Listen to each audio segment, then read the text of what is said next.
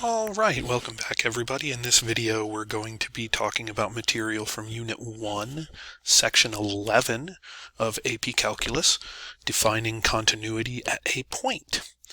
All right, so we start right off the bat here with a quick little notation of how we can determine continuity at a point using mathematical notation.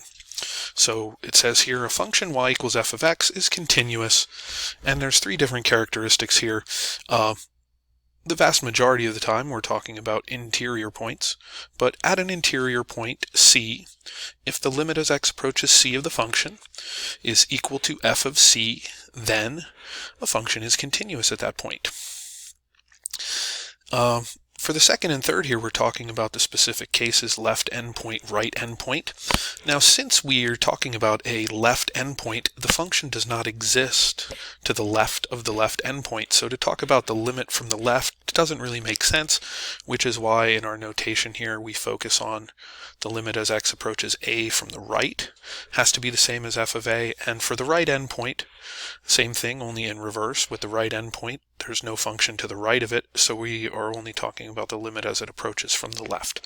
We're not worried about two-sided limits at endpoints, but basically the whole idea behind this whole segment is if the limit and the function have the same value, then we're looking at something that's continuous at that point. Okay? Let's go ahead and look at example 1 here. Use the graph of f of x to answer the following questions. All right, so we start with the first one. Is the graph continuous at x equals -3? So right here is where x is -3. Okay, there's where our point is on the function. Is the limit the same as the function value at x equals -3? And the answer to that question is yes, and therefore the function is continuous at that point. All right, next we look at -5. The limit from the right of that function is not the same as the function value. So the function is not continuous there. Is the graph continuous at 3? Again, there's my function value. My limit and my function value are the same. So yes, it is continuous. And then at 5, my right endpoint, my limit from the left and my function value are the same, so it's continuous there. So outside of at x equals -5, where are other places that the graph is not continuous? And we see one at -2, we've got a discontinuity there, and we also see one at x equals 1. At x equals -2, we've got a removable discontinuity, and at x equals 1, we've got a jump discontinuity. So those are other values where the graph is not continuous. Okay. Moving on to the test for continuity, and you see here I said this is really important, and that's because it is really important. We're going to use this anytime on our AP exam that we're supposed to find out if something is continuous at a point. We want to use this process. We want to demonstrate these three things occurring. First, we need to show that the function value at c exists. Then we need to show that the limit as x approaches c of the function exists. And then we need to show that the limit as x approaches c of the function and f of c are the same. Okay, so let's go ahead and look at example 2 here. Is the following function continuous at x equals 2? So I'm going to start with the first part. Does f of 2 exist? And if we look at this piecewise notation for the function, we're told right here that when x is 2, I failed to grab my highlighter there. When x is 2, the function is 2.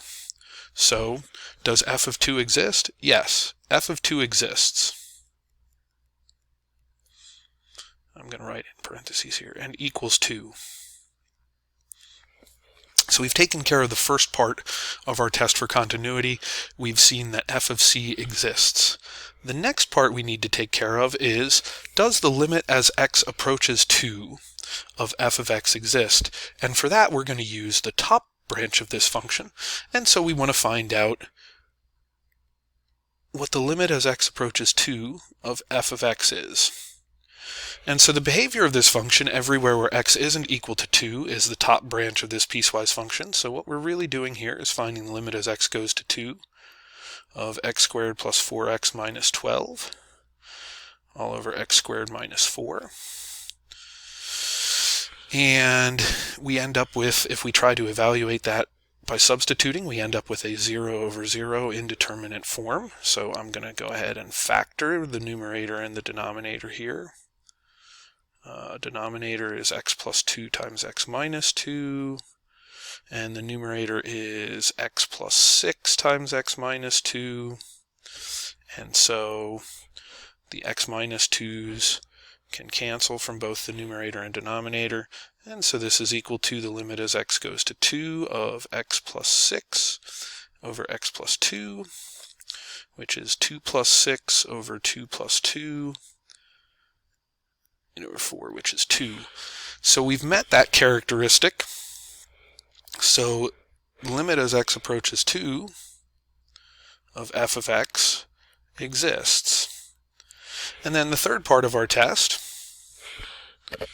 limit as x approaches 2 of f of x equals 2, which is equal to f of 2. So the function is continuous at x equals 2.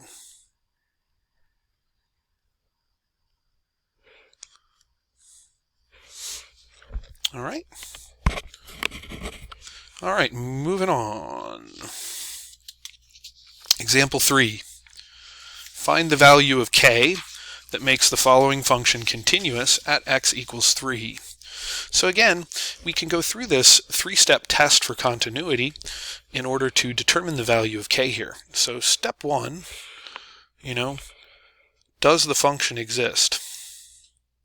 Well, we know from this piecewise, the way this is written, that f of 3 is equal to k. So it exists even though we don't know what k is yet. How are we going to figure out what k is? Well, we're going to find the limit in our second part of the test, and then in the third part of the test we've got to set the function value and the limit equal to one another. So, all right, let's go ahead and find this limit. So we're going to take the limit as x approaches 3 of f of x, which is going to be equal to the limit as x approaches 3 of 2x squared minus 5x minus 3 all over x squared minus 10x plus 21. If I substitute 3 in there, both numerator and denominator, I end up with 0 over 0. So I'm going to go ahead and try and factor this to find the limit.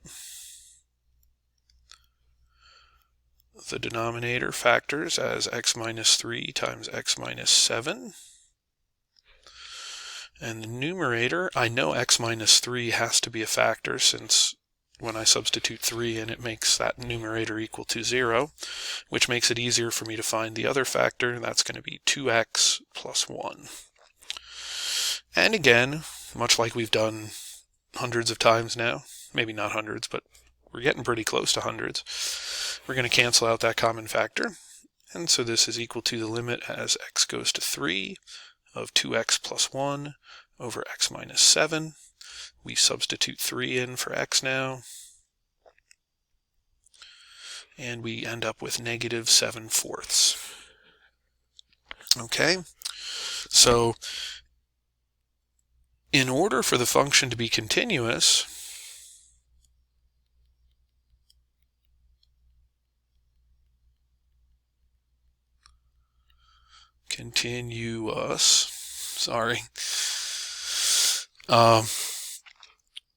f of 3 must equal